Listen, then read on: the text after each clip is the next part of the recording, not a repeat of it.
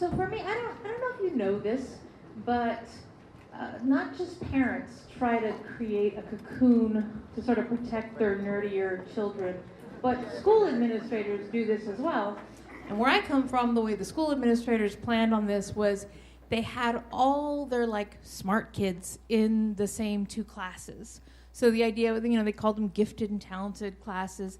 And the idea was they didn't interact with the masses. They were just isolated kind of among themselves, except for electives. I don't know if they just didn't think this through or if they just decided, well, let them have a dose of like the cold, cruel world. Let them see for 2 classes what it's really like. Because I learned the hard way, you do get made fun of. Gym wasn't so bad because they sort of torture everyone equally in gym, but I was drawn by the siren song of animal science because, and tell me this wouldn't get you too, you got to, for the semester, have a single mama rabbit that was sort of assigned to you for that semester. She was yours. And she would get knocked up, and you would see baby rabbits. So the only thing better than having a mama rabbit was having baby rabbits that were all yours. And I could not wait for animal science.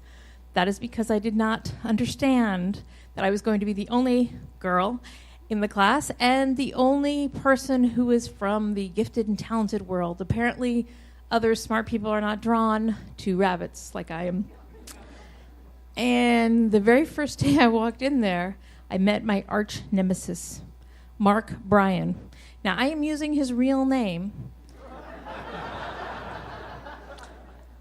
And you'll see, there's a reason why. At the end of the story, you will understand why I'm using his actual name. You can Google him if you want. You can look him up, but wait a minute. So when I walk in, Mark Bryan is like sitting up on top of one of these little desks, and he's got this like crazy wild blonde ringlets, kind of like, I don't care about anything kind of hair, And he still has it today, I've learned. But anyway, he's sitting up with his posse kind of around him, and he goes, oh, well, look who just walked in, guys. He's like, it's Stephanie Chapman. That's my maiden name.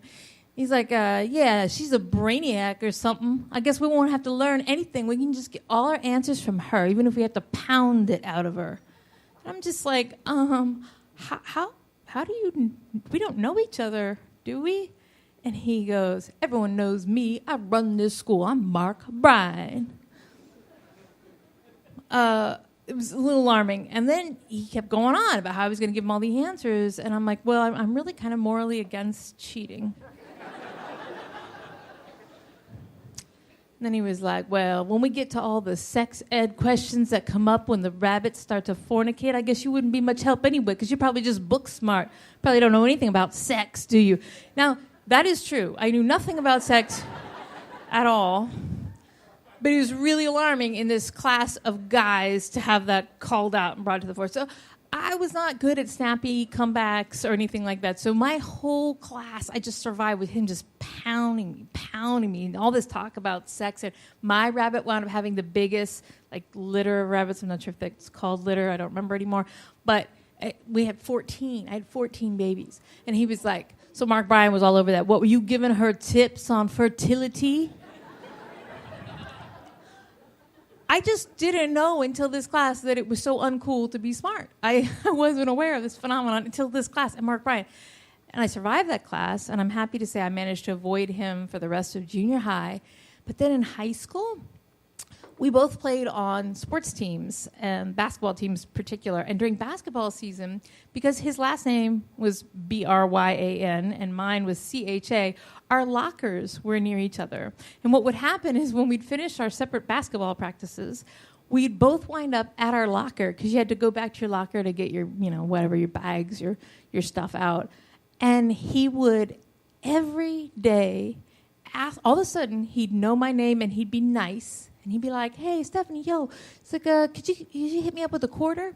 Because he needed to call. You needed to use a payphone to call whatever delinquent parent that needed to be called. He'd get picked up at the same time every day, but for some reason he needed to call people to tell them to come pick me up. And every day, I was such a sap, I would just give him a quarter. Every day. And it just burned me, though. And finally, one day, I just had enough, and I just sort of snapped. And I went to get him the quarter like normal, But then I said, I'm sorry, this has just really been bothering me. Every day, you ask me for a quarter, and that's fine, but you seem to know my name. You act as though we know each other. I can't place you. Do I know you? And he's like, I'm Mark Bryan. I'm the most popular guy in school. I'm going to be the homecoming king. I'm Mark Bryan. We had 7th grade animal science together. I'm like, can't place it. Sorry. And he gets furious. And before I'd even had a chance to give him the quarter, he slams his locker shut. I'm Mark goddamn Bryan. And he goes walking down the hallway, just kicking things. And he never asked me to borrow a quarter again. That was it. That was all it took, apparently. So I was thrilled.